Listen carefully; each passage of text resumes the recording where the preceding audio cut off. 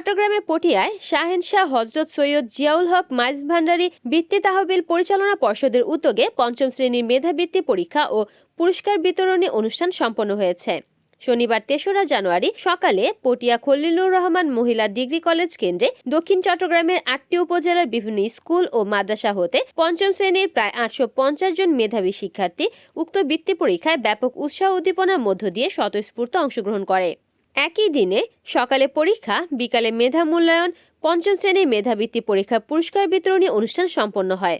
উক্ত অনুষ্ঠানে সভাপতিত্ব করেন কর্ণফুলী আব্দুল জলিল চৌধুরী ডিগ্রি কলেজের অধ্যক্ষ মোহাম্মদ জসিম উদ্দিন। এতে প্রধান অতিথি ছিলেন মাধ্যমিক ও উচ্চশিক্ষা অধিদপ্তরের চট্টগ্রাম অঞ্চলের পরিচালক প্রফেসর মোহাম্মদ ফজলুল কাদের চৌধুরী। বিশেষ অতিথি ছিলেন শাহেনশাহ হযরত সৈয়দ জিয়াউল হক মাইজভান্ডারী ট্রাস্টের সদস্য সচিব AYMD জাফর, পটিয়া খলিলুর রহমান মহিলা ডিগ্রি কলেজের অধ্যক্ষ মোহাম্মদ দেলোয়ার হোসেন ও প্রাক্তন অধ্যক্ষ মোহাম্মদ আবু তৈয়ব।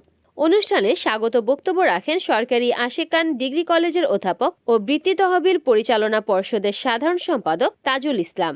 এ সময় উপস্থিত ছিলেন মাইজভান্ডারী গাউসিয়া হক কমিটির কেন্দ্রীয় পর্ষদ সদস্য নাসির উদ্দিন, পটিয়া উপজেলার সমন্বয়কারী জাফরুল ইসলাম, জয়নাল আবেদিন আঙ্গুর, মফিজ উদ্দিন সহ জেলার ৮ উপজেলার সমন্বয়কারী ও তাজকিয়া সংগঠন নেতৃবৃন্দ উপস্থিত ছিলেন।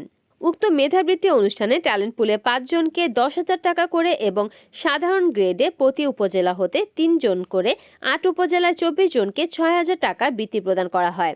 উক্ত অনুষ্ঠানে অভিভাবক সহ ১৫০০ মানুষের লোকসমাগম হয়। রিপোর্ট করেছেন চট্টগ্রাম প্রতিনিধি সেলিম চৌধুরী, NNTV।